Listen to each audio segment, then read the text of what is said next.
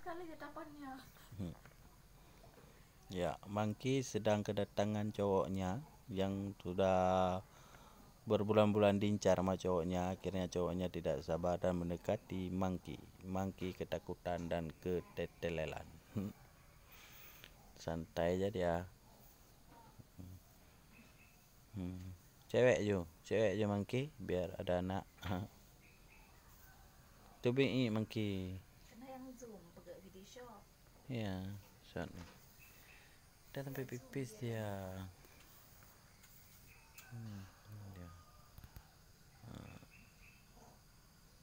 Sampai keluar pipis ya. Keluar pipis dia.